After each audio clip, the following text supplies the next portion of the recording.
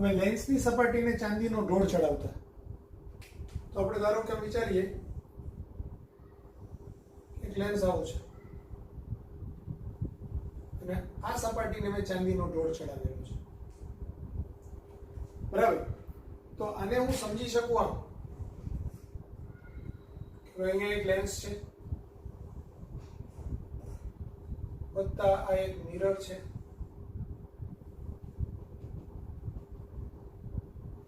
બરાબર, વત્તા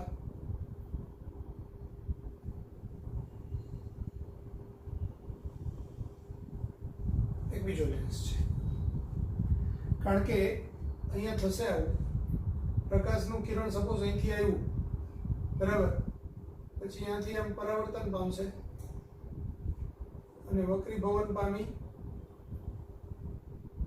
અને ક્યાંક પ્રતિબિંબ રચશે. એટલે પ્રકાશનું કિરણ અહીંથી અહીંયા જશે, પછી અહીંથી પરાવર્તન પામશે, પાછું અહીંથી આમ જશે. એટલે પહેલા અહીંથી જ્યારે આમ જાય ત્યારે આ લેન્સમાંથી પાસ થાય, પછી પરાવર્તન પામે ત્યારે એ અંતર્ગોળ અરીસો છે અને રિટર્ન જાય ત્યારે આમ રિટર્ન થશે. એટલે ત્યારે વક્ર સપાટી પહેલા આવશે પછી આ આવશે. પહેલા સમતલ સપાટી, પછી વક્ર, પછી અરીસો, પછી વક્ર સપાટી પહેલા ને પછી સમતલ, એવી રીતે બહાર નીકળશે. એટલે આ ત્રણનું સંયોજન ગણાય.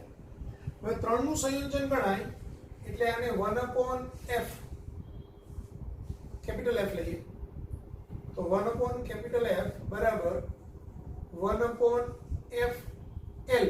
fl એટલે લેન્સ, આ fl, આ fl ને આ fl. તો 1/fl plus 1/fm plus 1/fl એટલે 1/f બરાબર 2/fl પ્લસ 1/fl. અહીં fl બરાબર શું થશે?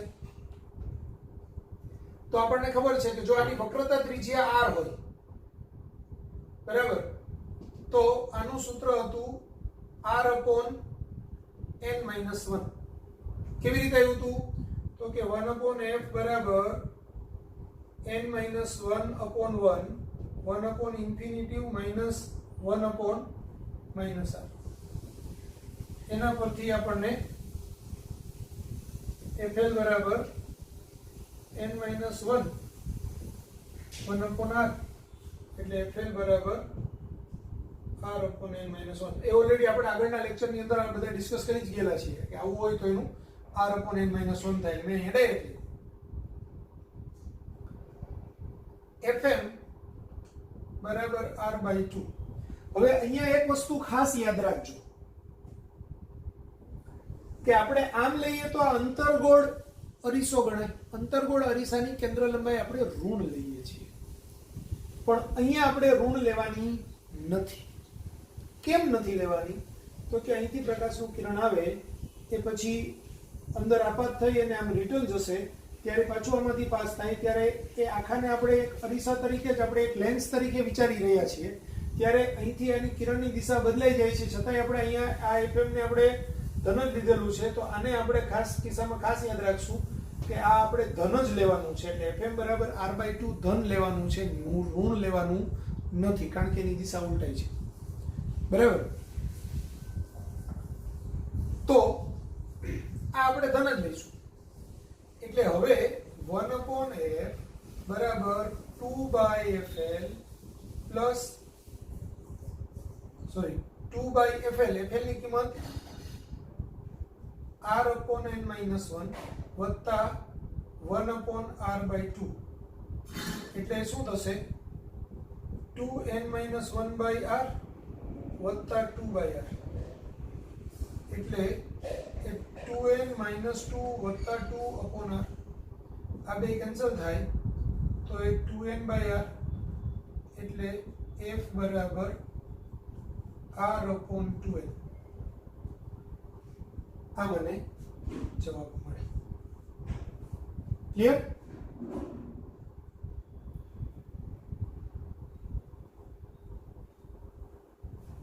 બીજો કેસ એના જેવો છે. જો હું એમ કહું કે આમ સપાટી હોય અને આને મેં સિલ્વર્ડ કરેલી હોય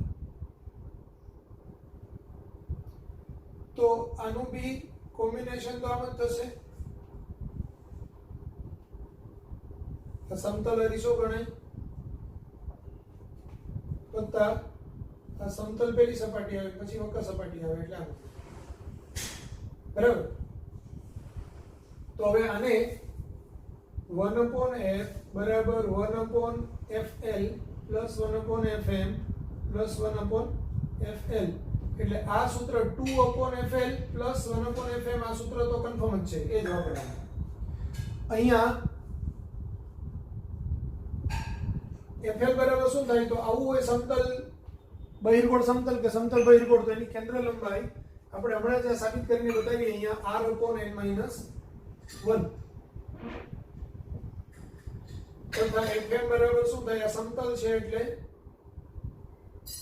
સમતલ અરીસાની કેન્દ્ર લંબાઈ અનંત હોય તો ઇન્ફિનિટી લેવાનું. એટલે 1/f બરાબર 2/r/n-1 વત્તા 1/infinity. 1/infinity એટલે તો 0 થવાનું છે. આ n-1 ઉપર જશે એટલે 2n-1 upon r 1/f is equal to, તો f is equal to r/2n-1.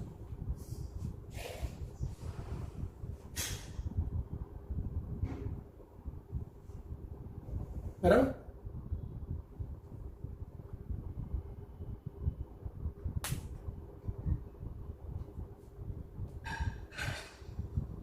ધ્યાન આપજો. આ કેસની અંદર આ r/2n આવ્યું ને, તો r/2n જેટલી કેન્દ્ર લંબાઈ વાળા અંતર્ગોળ અરીસા તરીકે આ વર્તે એમ ગણવાનું. આ આખું સંયોજન છે તે f બરાબર r/2n લેન્સ 2n વાળો અરીસો છે, અંતર્ગોળ અરીસો એમ વર્તવાનું. જ્યારે આ છે એ બહિર્ગોળ લેન્સ તરીકે વર્તવાનું છે.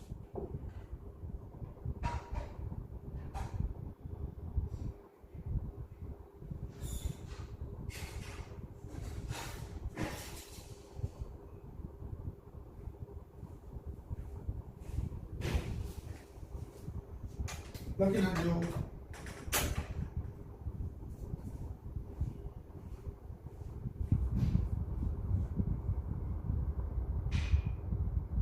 અહીંયા f બરાબર r/2n-1 જે મળ્યું એ કોના જેવું સૂત્ર થયું? તો કે દ્વિબહિર્ગોળ લેન્સ હોય તો આના જેવું સૂત્ર થાય કે નહીં? તો દ્વિબહિર્ગોળ લેન્સ જ થયો. આ અડધો લેન્સ પછી પરાવર્તન પામી પાછું આમથી પાસ થાય એટલે બે ભેગું થઈને દ્વિબહિર્ગોળ લેન્સ જ થાય. એટલે r/2n-1 જ થયું.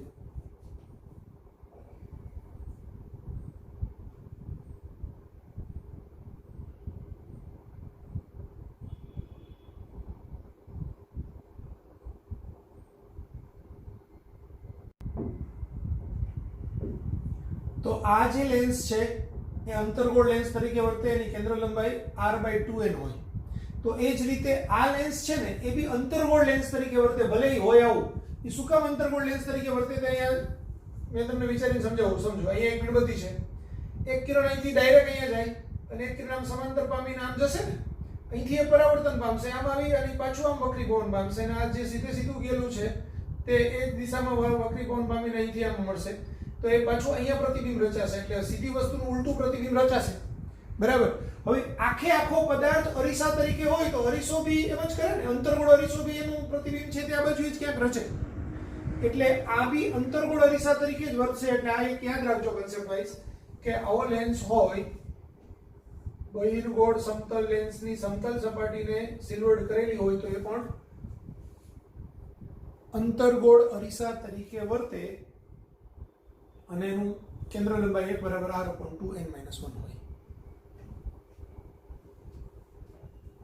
બરાબર?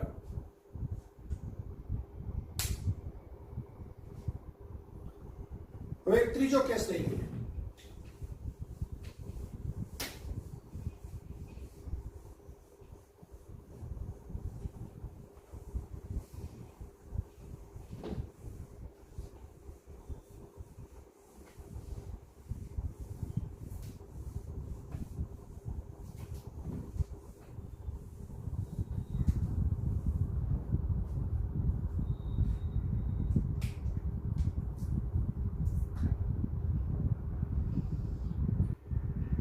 દ્વિબહિર્ગોળ લેન્સ છે એની એક સપાટીને સિલ્વર્ડ કરેલી છે.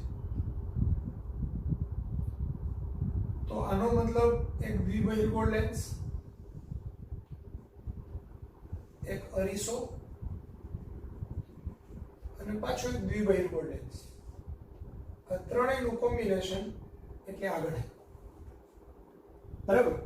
તો અહીંયા બી 1/f is equal to 1/fl plus 1/fm plus 1/fl. એટલે 1/f બરાબર 2/fl plus 1/fm. અહીં fl નું સૂત્ર આપણે હમણાં જ ભણેલા હતા, r/2n-1 તથા fm નું સૂત્ર અંતર્ગોળ અરીસો છે એટલે r/2. પણ એ લેવાનું કેવું? ધન. તો 1/fm બરાબર 2/r/2n-1 પ્લસ 1/r/2 એટલે 2 × 2 એટલે 4 4n-1/r વત્તા 2/r. એટલે હજુ એને આપણે કરીએ તો આ 4n-4 plus 2 divide by r એટલે 4n-2/r.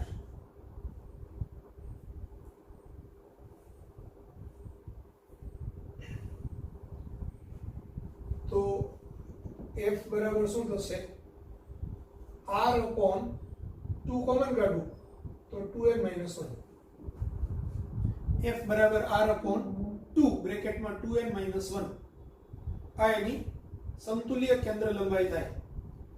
હવે આ આખો લેન્સ એ આટલા સમતુલ્ય કેન્દ્ર લંબાઈ વાળા અંતર્ગોળ લેન્સ તરીકે વર્તે. બરાબર. એટલે આવો એક અંતર્ગોળ લેન્સ હોય કે જેની કેન્દ્ર લંબાઈ છે તે આવે.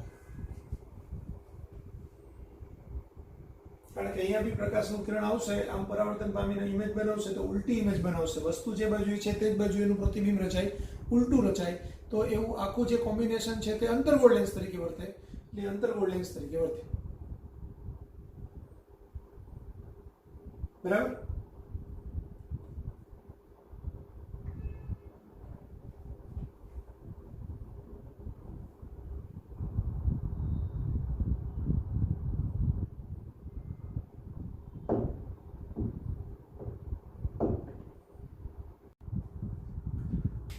તો એવી જ રીતે આમ હોય.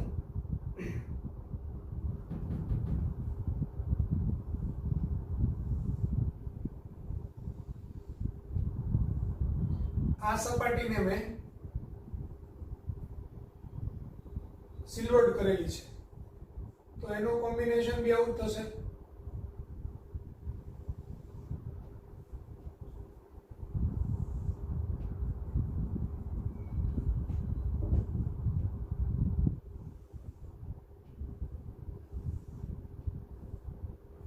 કારણ કે અહીંથી આવશે પછી એને આમ મળશે, આ મળશે, પછી આ બાજુથી આમ જશે એટલે પહેલી સપાટી આવશે, બીજી સપાટી આવશે એટલે એનું ઊંધું દોરે. તો અહીંયા બી કન્સેપ્ટ તો એ જ છે, 1/f is equal to 1/fl plus 1/fm. l એટલે મિરર, લેન્સ, m એટલે મિરર અને પાછું લેન્સ. એટલે 1/f બરાબર 2/fl plus 1/fm.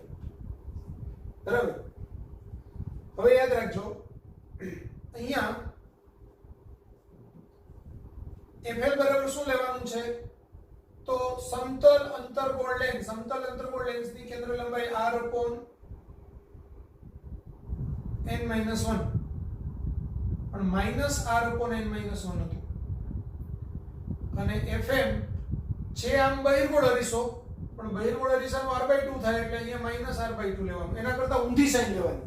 જેવો અરીસો હોય જનરલી આપણે શું કરીએ, અંતર્ગોળ અરીસા માટે ઋણ લઈએ, બહિર્ગોળ અરીસા માટે ધન લઈએ. તો આ એક જ કેસ એવો છે કે એમાં અંતર્ગોળ અરીસા માટે ઋણ ને બહિર્ગોળ અરીસા માટે ધન, એટલે સોરી, અંતર્ગોળ અરીસા માટે ધન લેવાનું, બહિર્ગોળ અરીસા માટે ઋણ લેવાનું, પછી દાખલો ગણવાનો, સ્પેશિયલ કેસ. તો 1/f એટલે 1/-r/n-1 પ્લસ સોરી 2/-r/n-1 અહીંયા વત્તા 1/fm એટલે 1/-r/2 એટલે આ થશે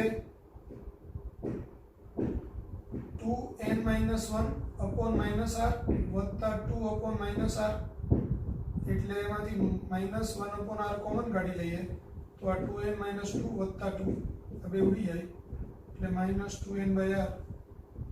તો f બરાબર -r/2n બરાબર. હવે ધ્યાન આપજો, આનો જે આપણને જવાબ -r/2n આવ્યો ને એટલે એની કેન્દ્ર લંબાઈ છે જે ઋણ આવે તો એ બહિર્ગોળ અરીસા તરીકે વર્તે અને ધન આવે તો એ અંતર્ગોળ અરીસા તરીકે વર્તે. એટલે અહીંયા આપણે આ ઋણ લીધેલું છે તો અહીંયા આ બહિર્ગોળ અરીસા તરીકે આખું તંત્ર વર્તશે. આખું તંત્ર છે એ r/2n ત્રિજ્યાના બહિર્ગોળ અરીસા તરીકે વર્તે છે. કેવી રીતે સમજો, હું અહીંયા જરા થોડી ફિગર મોટી ડ્રો કરીને સમજાવું તમને.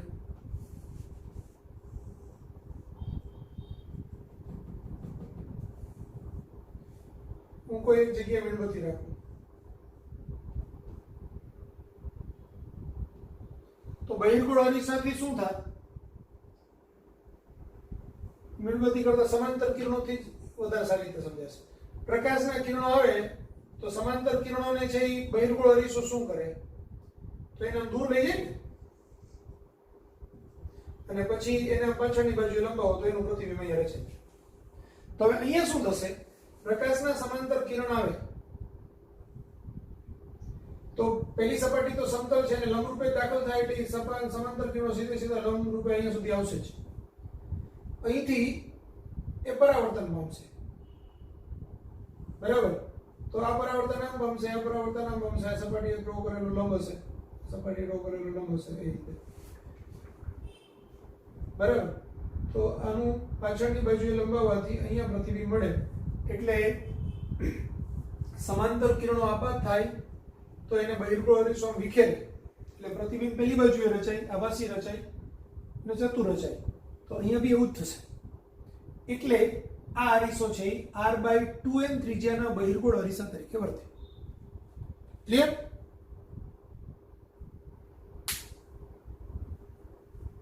લખી નાખો.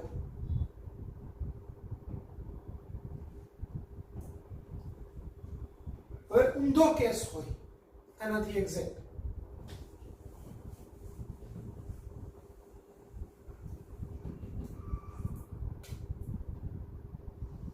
પહેલી સપાટી અંતર્ગોળ, બીજી સપાટી આવી,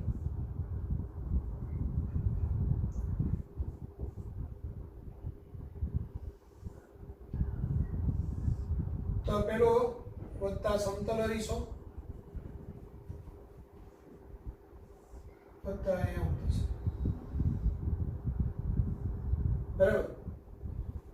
હવે સૂત્ર આ જ આવશે, અહીંયા સુધી બરાબર જ છે. fm નું બી આ જ સૂત્ર આવશે, ખાલી fm બરાબર સમતલ સપાટી છે એટલે ઇન્ફિનિટી, તો અહીંયા ખાલી ઇન્ફિનિટી, બરાબર?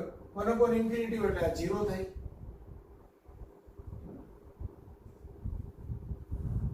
એટલે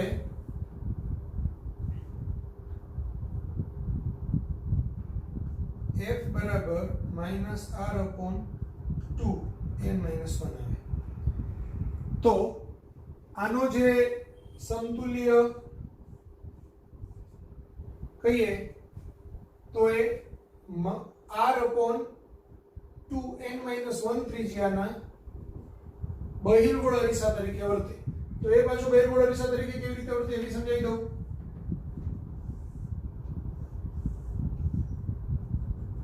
બહિર્ગોળ અરીસામાં સમાંતર કિરણો છે તે વિખેરાવા જોઈએ, એમ દૂર જવા જોઈએ રિટર્ન થઈને. તો અહીંથી પ્રકાશનું કિરણ આપાત થાય, સમાંતર કિરણો 2. હવે સમાંતર કિરણો છે આ કઈ સપાટી પર આપાત થયા? તો કે આમ અંતર્ગોળ લેન્સની સપાટી પર આપાત થયા. અંતર્ગોળ લેન્સ એને શું કરે? દૂર કરવાની ટ્રાય કરે. એટલે અહીંથી પ્રકાશનું કિરણ છે તે વક્રીભવન પામીને આમ જશે. બરાબર? આ પ્રકાશનું કિરણ છે તે વક્રીભવન પામીને આમ જશે. ત્યાંથી એ સમતલ સપાટી છે એટલે પરાવર્તન પામશે, અહીંયા આવશે. આવી સમતલ સપાટીથી પરાવર્તન પામશે, આમ આવશે. બરાબર? અહીંથી પાછું આમ દૂર જશે. એટલે આ અહીંથી આમ દૂર જશે, આ અહીંથી આમ દૂર જશે. કારણ કે બીજી સપાટીએ પાછું વક્રીભવન પામશે એટલે દૂર જશે. તો અલ્ટિમેટલી સમાંતર કિરણો આવ્યા અને એકબીજાથી દૂર જતા કિરણો છેલ્લે ફાઇનલ રિઝલ્ટ તરીકે બહાર નીકળે. તો અહીંયાથી સમાંતર કિરણો આવે અને ફાઇનલ રિઝલ્ટ તરીકે એકબીજાથી દૂર જતા કિરણો આપણને મળે તો એ બહિર્ગોળ અરીસા તરીકે વર્તે. એટલે આવી બહિર્ગોળ અરીસા તરીકે વર્તશે અને આને આપણે પાછળ લંબાવીએ તો એનું અહીંયા ક્યાંક પ્રતિબિંબ રચાશે પાછળની બાજુ. એટલે આ આખું તંત્ર બહિર્ગોળ અરીસા તરીકે વર્તે. ક્લિયર થઈ ગયું? એટલે આ જવાબ જે ઋણ આવે ને એટલા મૂલ્યના બહિર્ગોળ અરીસા તરીકે વર્તે, એટલી વક્રતા ત્રિજ્યા ધરાવતા બહિર્ગોળ અરીસા તરીકે વર્તે. અને આના કરતા પહેલાના કેસમાં શું હતું? એ જવાબ ધન આવતા હતા પણ વર્તતો તો અંતર્ગોળ અરીસા તરીકે. એટલી વક્રતા ત્રિજ્યા વાળા આપણે કેન્દ્ર લંબાઈ વાળા અંતર્ગોળ અરીસા તરીકે વર્તે. અહીંયા જે જવાબ ઋણ આવે એટલે એનું મૂલ્ય લઈ લેવાનું, એટલા વક્રતા ત્રિજ્યા વાળા બહિર્ગોળ અરીસા તરીકે વર્તે. એટલે એની ફાઇનલ જે જવાબ આવે એની સાઇન ચેન્જ કરવાની.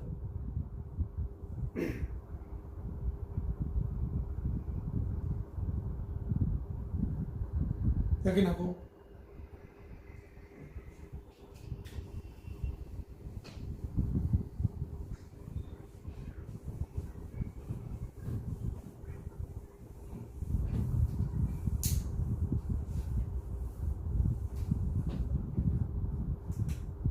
હવે આમ હોય અને આને આપણે આમ કરેલું છે તો એનો બી સ્પેશિયલ કેસ તો આ જ થશે.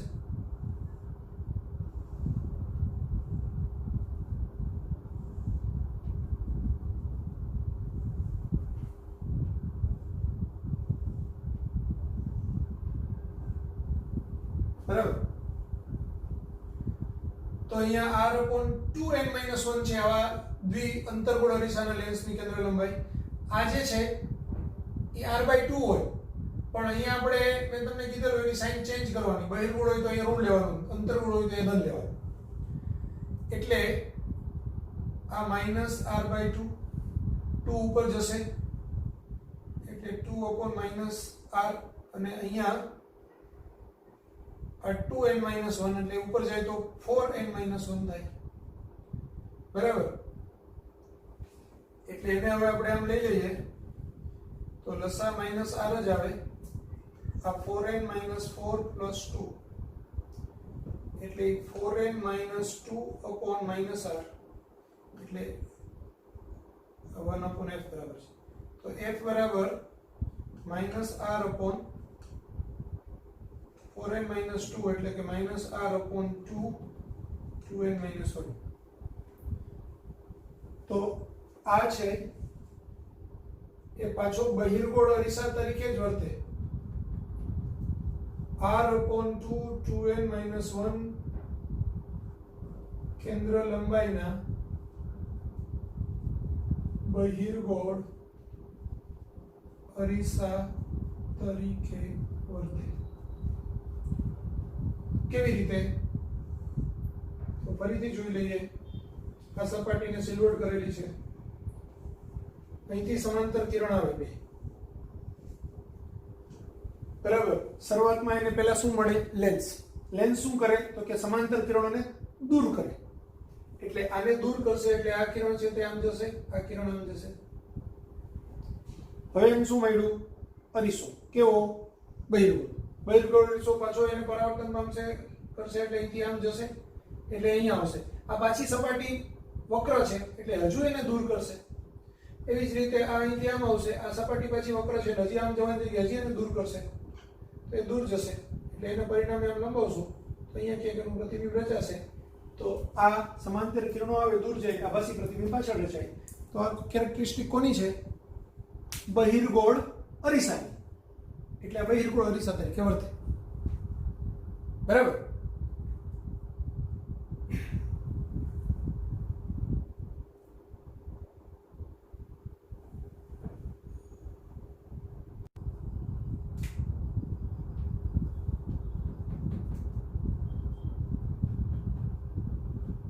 બહિર્ગોળ લેન્સ અને બહિર્ગોળ અરીસાનું સંયોજન.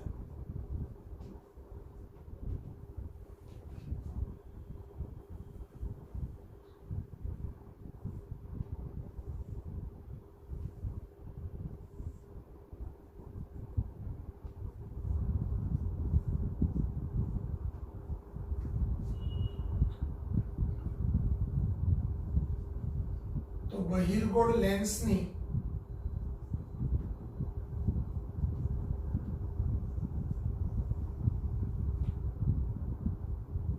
બહિર્ગોળ અરીસાની કેન્દ્ર લંબાઈ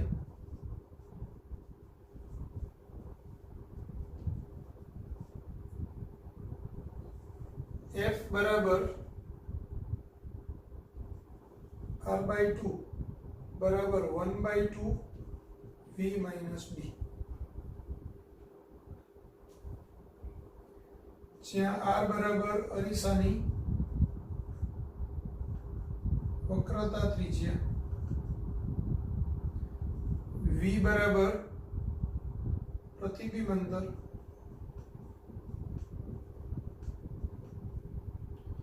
અને d બરાબર લેન્સ અને અરીસા વચ્ચેનું અંતર.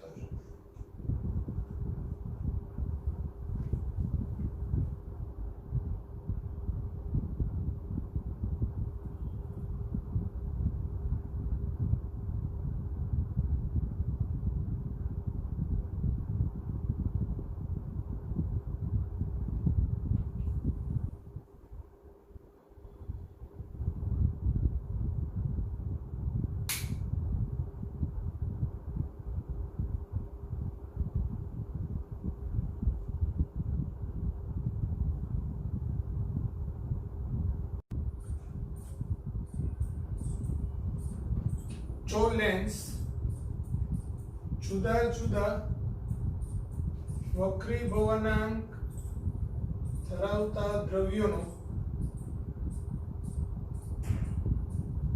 બનેલો હોય તો રચાતા પ્રતિબિંબ ની સંખ્યા બરાબર દ્રવ્યોની સંખ્યા. દાખલા તરીકે આપણે એમ કહીએ કે લેન્સ છે,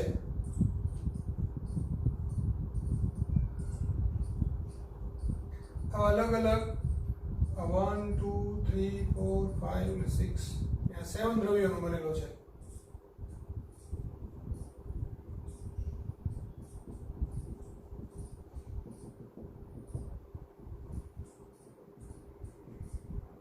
આ જુદા જુદા 7 દ્રવ્યોનો લેન્સ બનેલો છે, બધાના વક્રીભવનાંક જુદા જુદા છે, તો પ્રતિબિંબ ની સંખ્યા બરાબર 7. કેમ એવું? કારણ કે અહીંથી સમાંતર કિરણ આવે તો એકને અહીંયા કેન્દ્રિત કરતું હોય, તો અહીંના સમાંતર કિરણો અહીંયા કેન્દ્રિત કરતું હોય, અહીંના સમાંતર કિરણો અહીંયા કેન્દ્રિત કરતું હોય, તો એ જુદી જુદી જગ્યાએ બધાના વક્રીભવનાંક જુદા જુદા છે, એટલે એ જુદી જુદી જગ્યાએ કિરણોને કેન્દ્રિત કરશે, એટલે એટલા પ્રતિબિંબો અલગ અલગ રચાશે. તો પ્રતિબિંબોની સંખ્યા છે એ જેટલા દ્રવ્યો હોય એની સંખ્યા જેટલા હોય.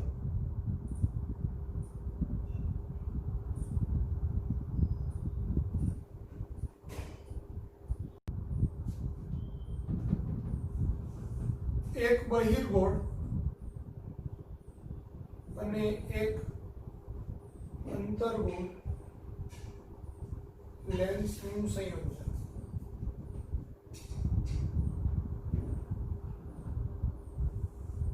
સપોઝ આપણે એક બહિર્ગોળ લેન્સ લઈએ અને એક અંતર્ગોળ લેન્સ લઈએ.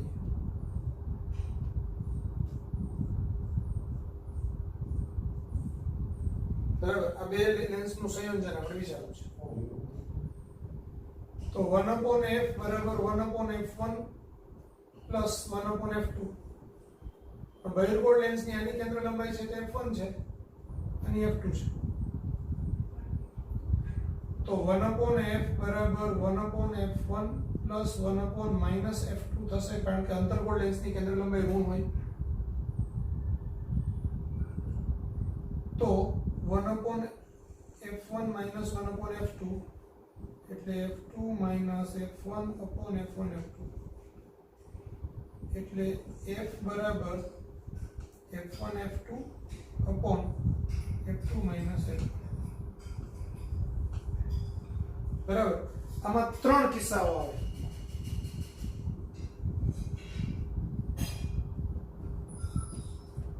પહેલો કિસ્સો, જો f1 બરાબર f2 હોય તો f2 minus f1 બરાબર 0 થશે, માટે f બરાબર અનંત થશે. તો આવા કિસ્સામાં આ સંયોજન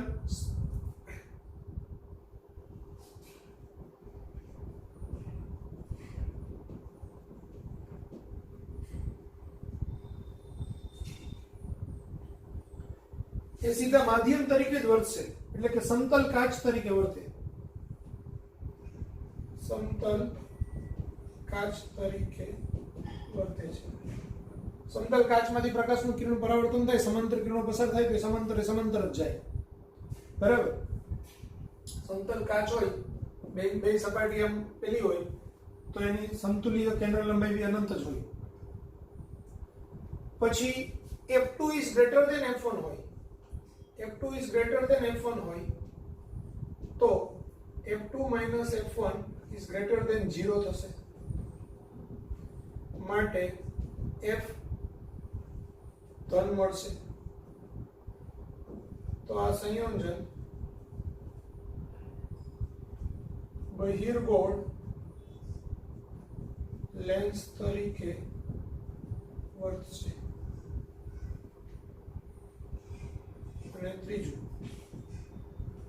જો f2 is less than f1 હોય તો f2 minus f1 એ less than 0 થશે, એટલે કે ઋણ થશે,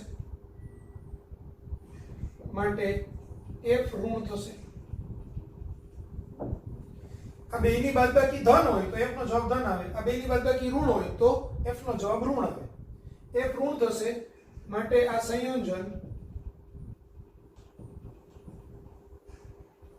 અંતર્ગોળ લેન્સ તરીકે વર્તશે.